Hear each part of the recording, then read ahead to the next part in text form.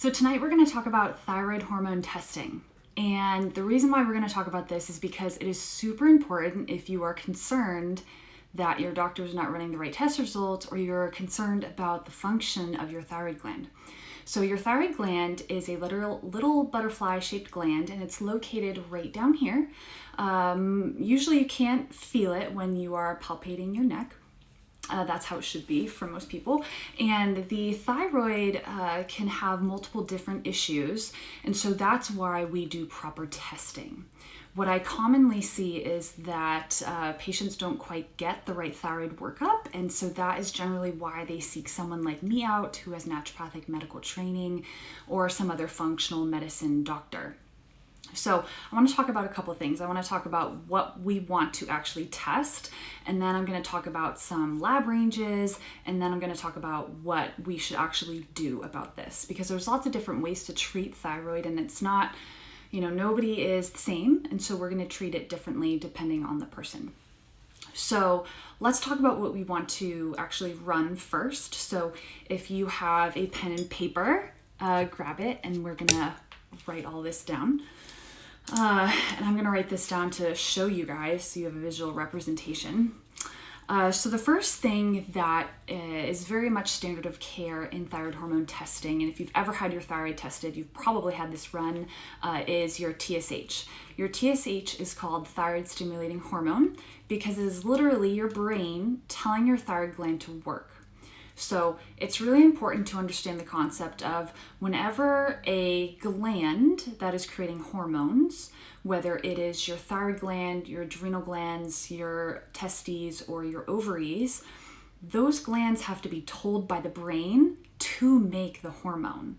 The glands themselves don't just start making hormone for you. It is a brain to gland communication to get that hormone to be made.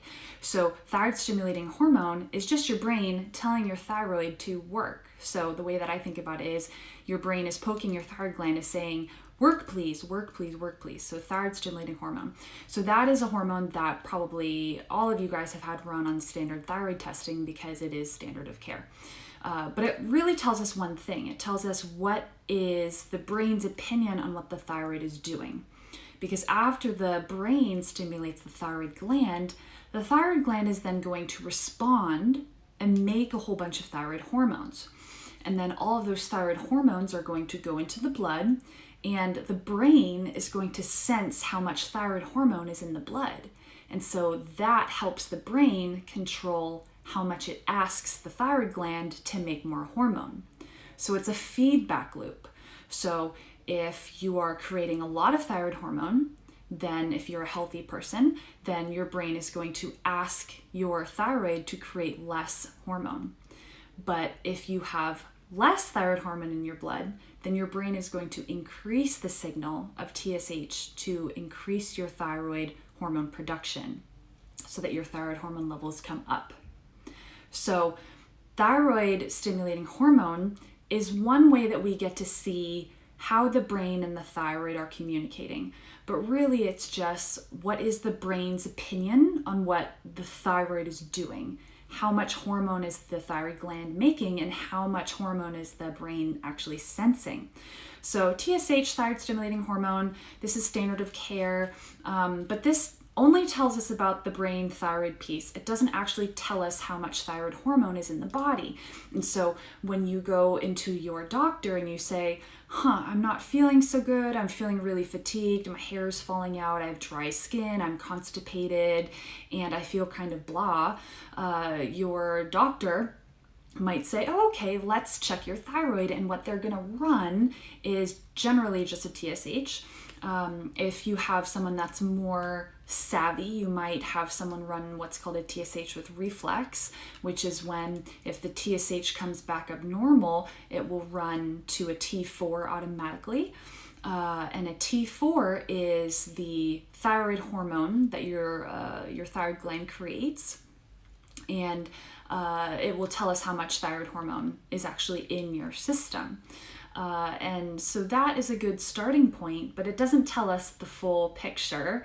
And if you guys have followed me at all, you know I love to see the whole picture. So I run lots of labs to really get a full picture of what is happening. So if you get a TSH that's abnormal, it will reflex to a T4, and that gets you some information, but it's not the whole piece of the puzzle.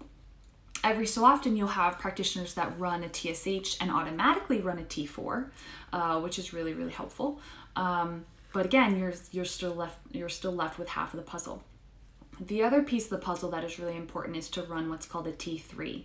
So this is a thyroid hormone that gets converted in your body. Your T4 goes from T4 to T3, and your body does that conversion.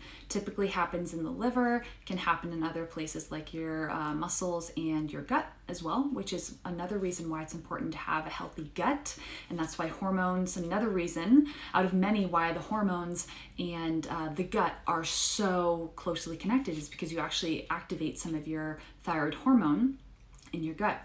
So your brain makes TSH. Your thyroid says, okay, I need to make some hormone. Your thyroid gland makes T4. Your T4 gets converted into the active form of T3 somewhere in your body, typically your liver.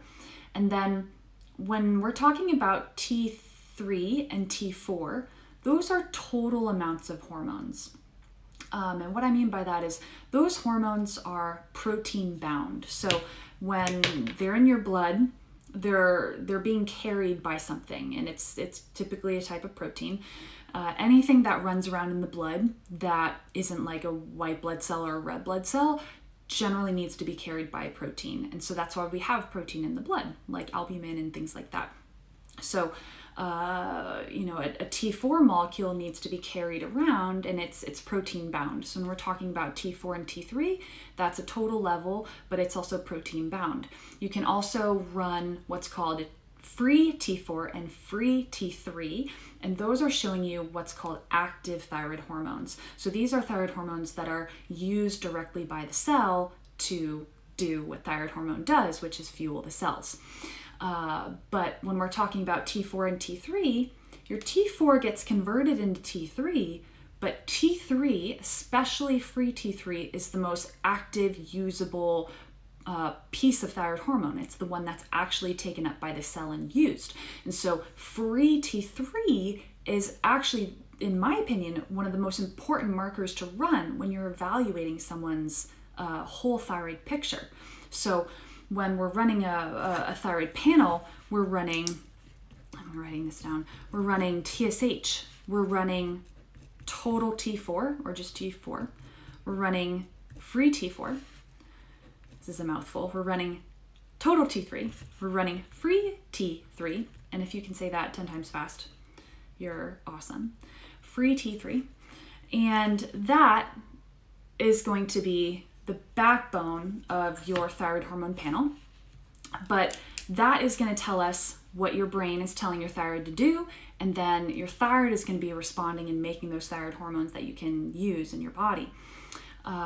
But sometimes when your body is under stress, or your body for whatever reason needs to conserve energy, your body will make something called RT3. And RT3 is called reverse T3. And what happens with RT3 is that when your body senses some sort of stress, whether it's purely physiological, like you have a parasite, or you have a chronic infection, or whether you're running around like a chicken with his head cut off because you're so stressed and you're coordinating so many things in your life, whether it's emotional stress, whether it's stress with a partner, whether it's actual true physical stress, like you're working out too much, you're overtraining, whatever it is, if your body is sensing stress, then it can shunt a lot of your free T3 into what's called RT3 or reverse T3. And this is physiologically important for a time when we were not in the modern world, when we were literally, out in the field, running to get our food.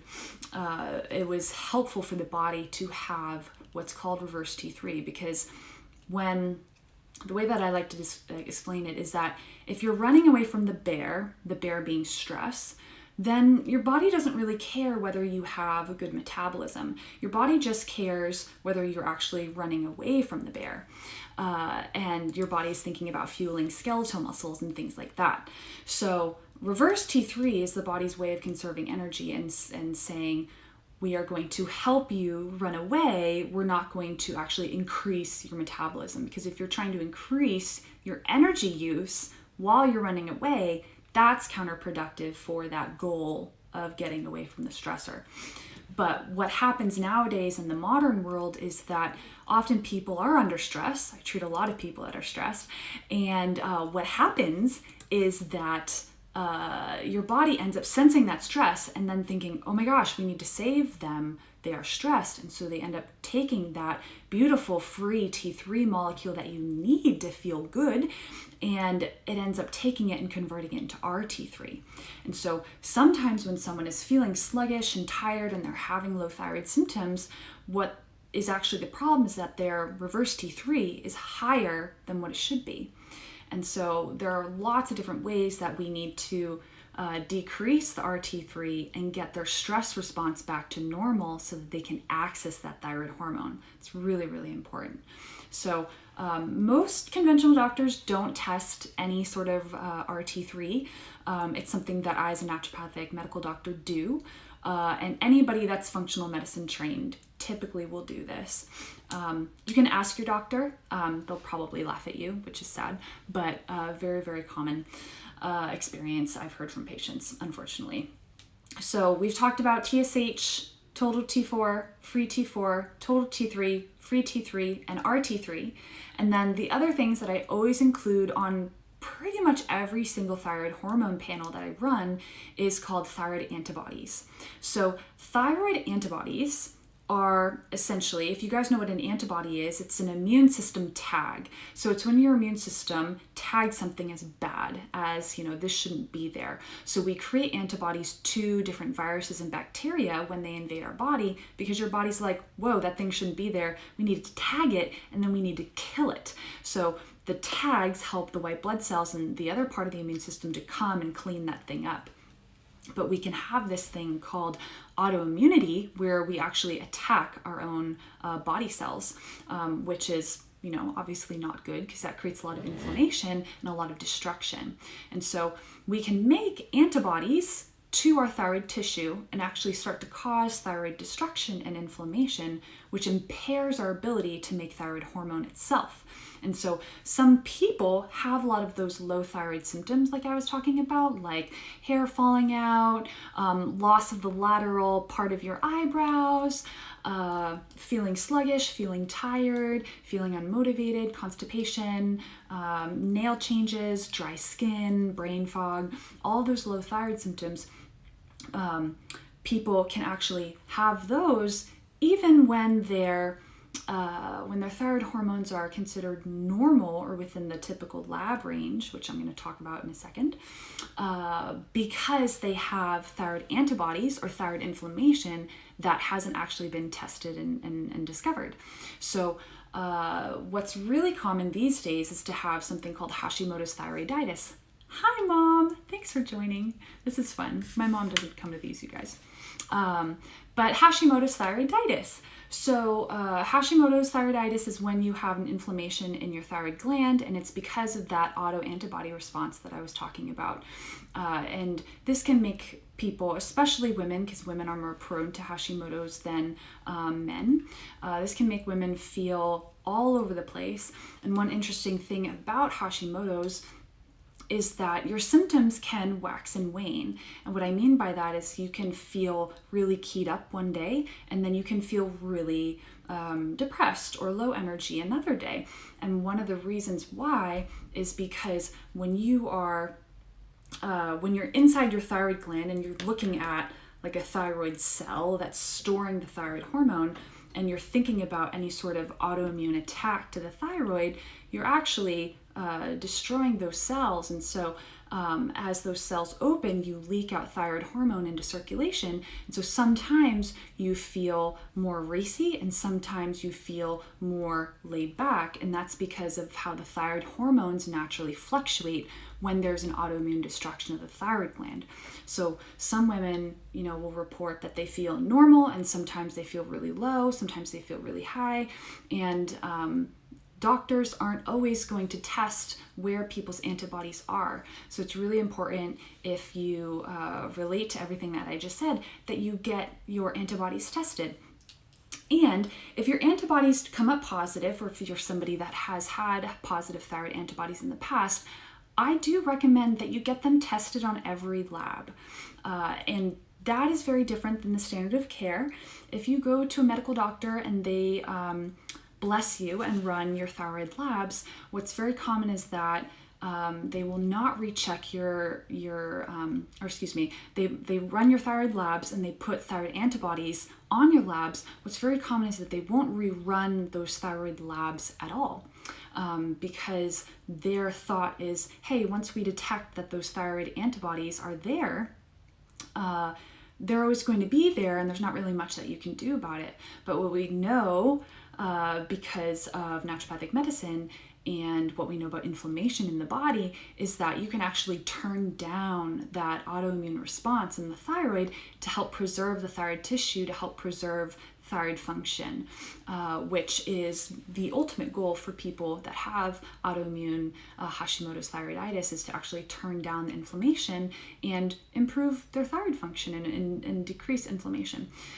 So I test antibodies on every single lab, regardless of how high or low somebody's antibodies are, because antibodies can be normal your whole life, and then they go up if you've had some sort of stressor, whether it's postpartum, whether it's an infection, whether it's travel, whether it's some sort of stress in your life. Those can trigger Hashimoto's in women. And so I will run them on pretty much everyone that I have a thyroid hormone, that I do a thyroid hormone panel on.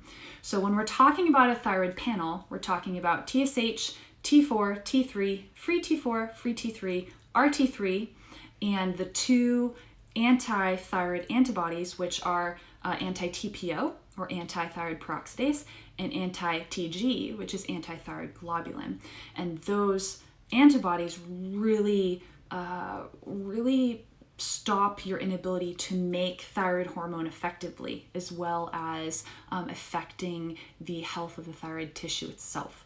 So now that we know what to run, and let me write this down so you guys can kind of see the abbreviations of these, because the labs write them up a little bit differently. So we've got TSH, T4, free T4, T3, free T3, RT3, that is an R, anti-TPO and anti-TG. So this is what you want to ask your doctor to run for you.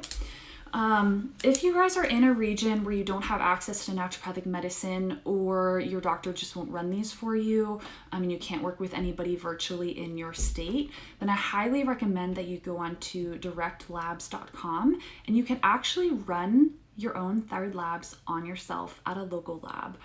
And the cost, if you're ordering it directly, is higher than if you're working with a practitioner. But if you're, in a rural area, or in an area that doesn't have naturopathic medicine, then I still, regardless of cost, highly suggest that you go and get that run, so you get an actual answer on what's happening with your thyroid, because I see a lot of people go undiagnosed if they have either hyperthyroidism, which is too much thyroid hormone, or hypothyroidism, which is not enough thyroid hormone. So we talked about the labs you want to run, and the reference ranges is what I want to talk about next, because a lot of people will say, well, okay, I've had thyroid hormone testing and I've got the right testing, but my doctor said that it's normal, or they just won't they won't look at anything deeper than like they're looking at these numbers, but they're not taking into account the whole picture, because you can have different types of hypothyroidism. You can have types of hypothyroidism where your numbers are borderline. You can have overt hypothyroidism, and usually,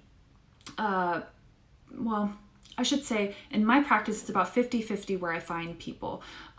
Usually people are either very clearly hypothyroid and they need thyroid hormone replacement, or they're kind of somewhere in the middle where their thyroid looks like it's struggling.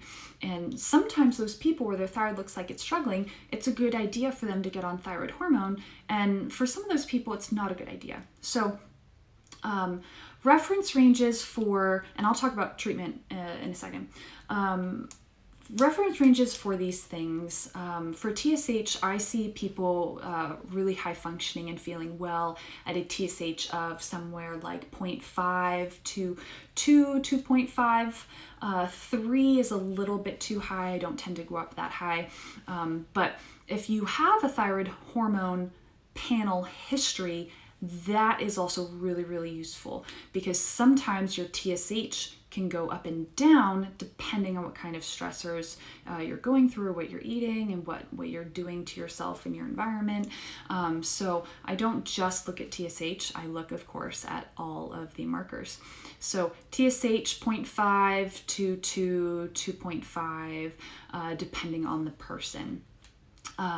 But I always will look at total levels of T4, which the lab range is pretty good for T4. The range that I really look at is the free T3 range. So on most labs, the free T3 range is somewhere around like 2 to maybe 4.5. That's what I typically see. But for free T3, we want the range to be a lot tighter. We want you to really to be within optimal, so that I know for sure that you're accessing enough of that free T3, that active thyroid hormone. So I want to see people for their free T3 between about 3 and 4. And the units that I'm talking under, the 3 to 4, I'd have to look it up. It's like picograms per milliliter or something like that. But these are American ranges. So if you are in another country or you're in Canada, your numbers are going to be totally different than what I'm talking about. So this is for American labs. But 3 to 4 is what you're going to look for. And then whenever we're talking about testing thyroid antibodies, whatever the reference range is for antibodies on a lab is generally what we go off of. If you're positive on a thyroid antibody, it is possible to get your numbers to be 0 or as close to 0 as possible. That does happen. But let's see, for something like Tpo antibodies, the range on that kind of varies based on whatever lab you use. But the lab that I see the most common, or the range I see most common is somewhere in the 30s, like the low 30s. Anything above around like 34 tends to be positive for anti-TPO. Most people will come up positive in the several hundred range, something around 200 or 300 is when we get a positive.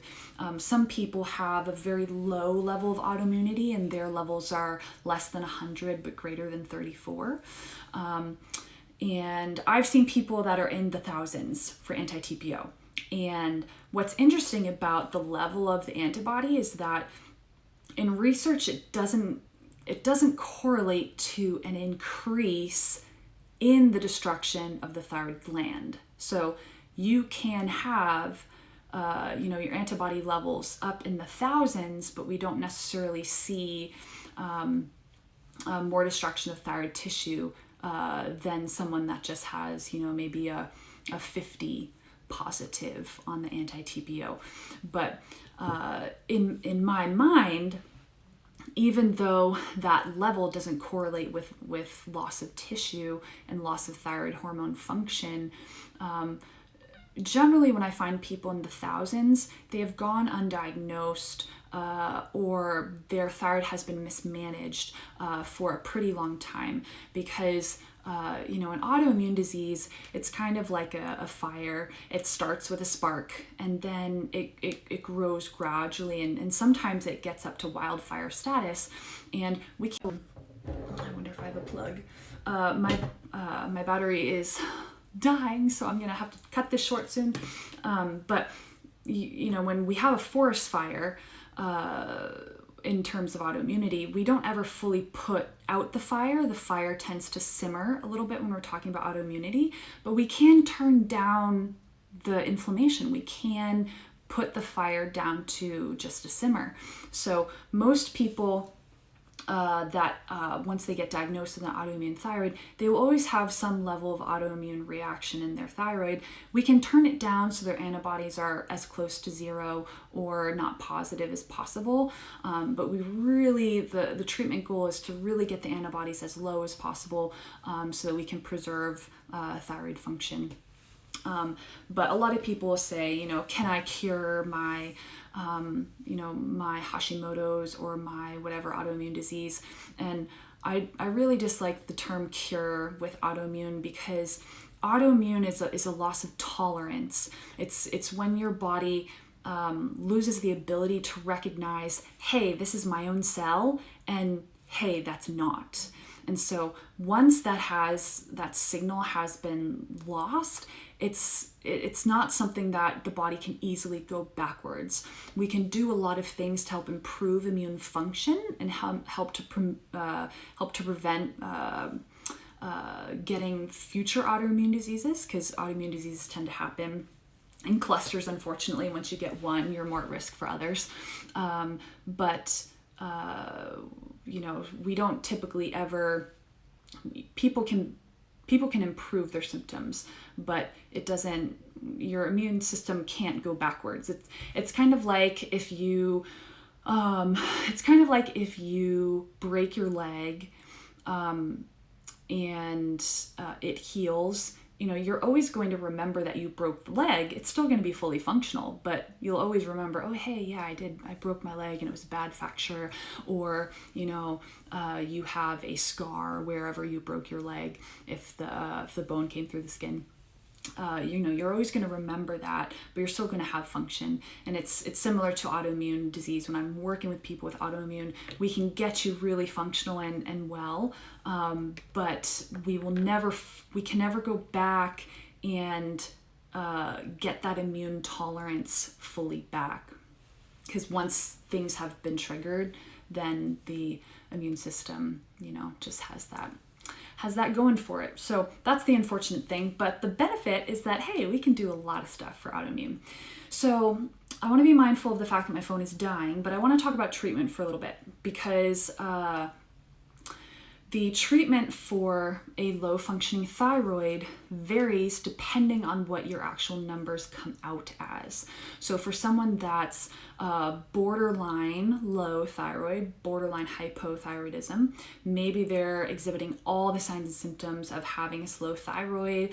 This is the type of person that I might do a trial of a small amount of thyroid hormone and see if their symptoms improve. This is the type of person that I will also for sure look at their adrenal health and look at their gut health to see if there's any other reason why their thyroid function can be kind of suboptimal. Sometimes with those patients, I will do just a more nutrient approach and or thyroid herbals. There are actually herbs that help support the thyroid that are really awesome. Things like a lemon balm, which is Melissa, things like ashwagandha. When we're talking about nutrients, we are talking about things like zinc and vitamin D. So it's not just if you have numbers that are borderline that you're automatically going to get placed on thyroid hormone. Everybody's different with their approach though. I like to make sure that we can get the thyroid functioning optimally. We can get the thyroid healthy as possible before we consider thyroid hormone therapy, because generally when you get on a thyroid hormone replacement therapy, It's awesome for those that need it, but you do need to take it consistently throughout your life. If you have been diagnosed with a hypothyroidism, some people go on a thyroid hormone replacement therapy for a short period of time to help with some physiological stress or for other conditions, and they will come off of it. But if you've been truly diagnosed as hypothyroidism, generally people are on that medication long term. And so I want to be really cautious of like, hey, let's make sure that we look at all of the root causes before we just throw you on thyroid hormone. Because when we're talking about thyroid hormone, there's lots of different thyroid hormones that we use with patients. There are synthetic thyroid hormones. There are compounded thyroid hormones. There are natural thyroid hormones, and there are different amounts of thyroid hormone that we use. So for instance, we will replace the main types of thyroid. So we will replace T3 and we will replace T4 because those are the thyroid hormones that your body makes.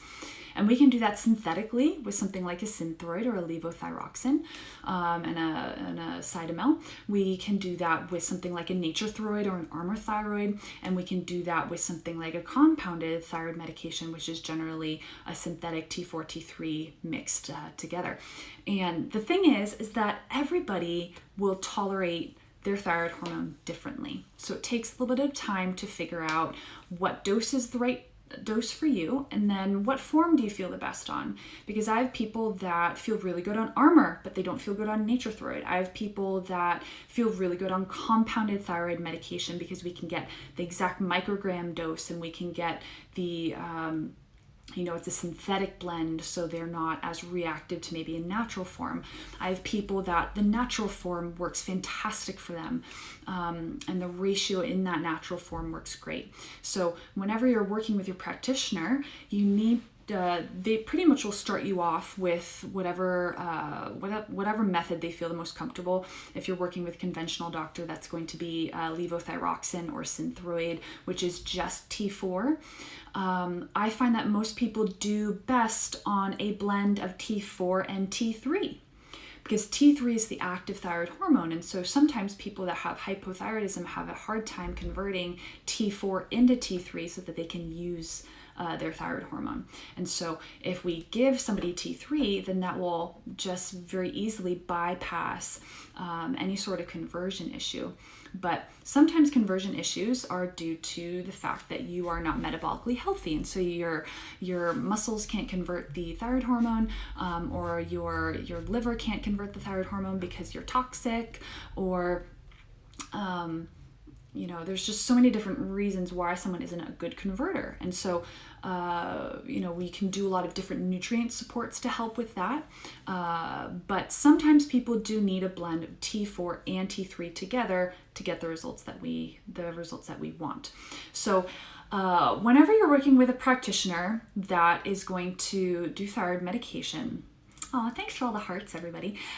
Make sure that they really know what they're doing. And what I mean by that is you should have somebody that's really comfortable dosing all kinds of thyroid medication, whether it is just a straight up T4 medication, whether it's straight up T3, whether it's a natural type of medication, or whether it's a compounded. They should know how to figure out what dose to get you on. Because what you don't want is a practitioner that is either overly aggressive or overly cautious when dosing your thyroid hormone. You want someone that's kind of in the middle, that is familiar with all forms, because we might start you on a T4 and you feel great, but there's just a little bit of symptoms that you're still struggling with, and so we add in a little bit of T3, and then the whole world opens up and you feel fantastic. So sometimes it's just little tiny tweaks that can really change your world when we're dosing thyroid. And, we always have to think about other diet lifestyle things that help support thyroid function, making sure you're not eating too many brassica vegetables, raw kale, raw broccoli, spinach in smoothies. That can actually block thyroid hormone production. And I want to be mindful of time also because my phone is dying. So if you guys have questions, please put them in here. I will answer them before we go. This gal is saying supplements B12 and vitamin D have helped me feel amazing. Yes, that is true. Vitamin D is huge for helping support thyroid function, actually.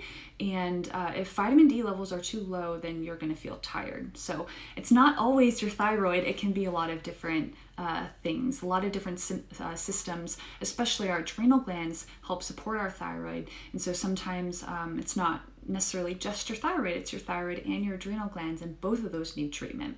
So I always consider that, especially if, this is a good example for you guys, if you are a type of person that has been taking thyroid hormone and you're not really getting that much better, or you're taking your thyroid hormone and you seem to have to go up and down in dose a lot, that can clue us into the fact that your gut needs some work, or that can clue us into the fact that we're not supporting another system, which is your adrenal glands. And what I find that some practitioners tend to be a little bit thyroid hormone happy. And so they tend to start people off on thyroid hormone right away, but it's important to really look at, what is your stress like? How are your adrenals functioning? Do you have enough nutrients on board to help support your own natural production of thyroid hormone? There's lots of different things that play a role. But definitely get the right testing, find a doctor who is comfortable dosing all the different types of thyroid.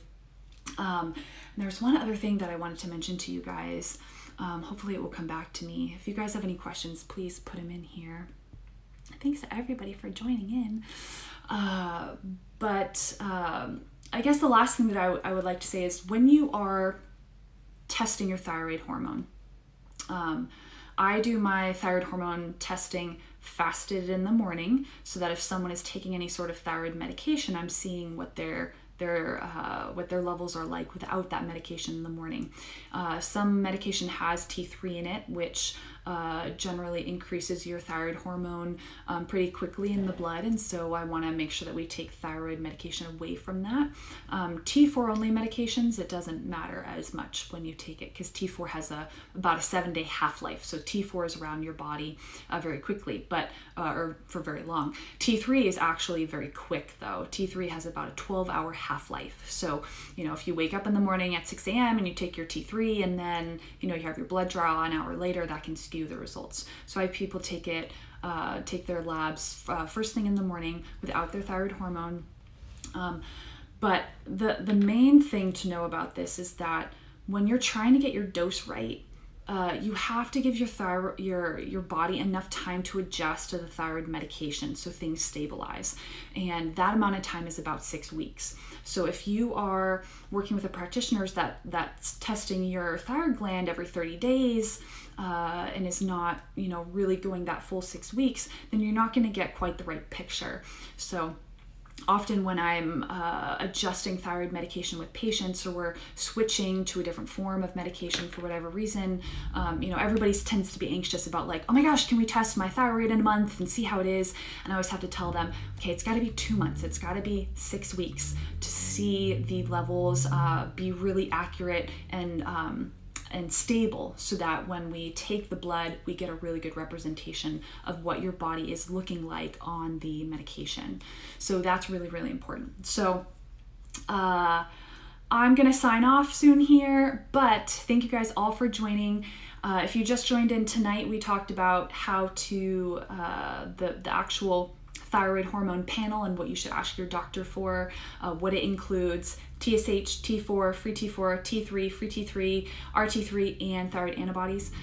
We talked about thyroid hormone medication. We talked about things to think about when you're dosing. We talked about some treatment ideas and a little bit about Hashimoto's thyroiditis. And we have a question. What were you saying about kale contributing to thyroid problems? Yes. So any vegetable that is in the Brassicaceae family, which is the brassica family, which is the cabbage family, or the broccoli family, those vegetables have what's called goitrogens in them. And goitrogens are little compounds that tend to disrupt thyroid hormone formation, and the thyroid gland tends to block it. And so if you're eating lots of raw spinach, lots of raw broccoli, lots of raw kale, and it's not cooked, then that can actually decrease your thyroid hormone production, and or cause an actual goiter, which is an actual enlargement of the thyroid gland. So if you're doing a lot of that, especially if it's every day, multiple cups, definitely check in on that, because that can actually be a big disruptor of things. But if you lightly steam and cook, it really will fully eliminate or severely decrease the goitrogen content in those foods. So don't be afraid of broccoli and kale. We love them, but they definitely need to be cooked more so in your diet than actually raw. Hope that helps you guys. We had lots of people on tonight tuning in, so thanks for coming. We do these every Monday night, so tune in with us here on Instagram, and these go up on YouTube after. So if you miss them, or if you're watching this and you want to send this to a friend, I'm on YouTube. And we'll see you guys next week. In a couple of weeks, I'm going to do a full session Q&A on pretty much everything that you want to know about hormones, gut, any questions that you have about naturopathic medicine. We'll do a whole Q&A session on that. It's been a long time since I've done one of those, and it'll be fun. So that will be March 22nd. So that's in 2 or 3 weeks.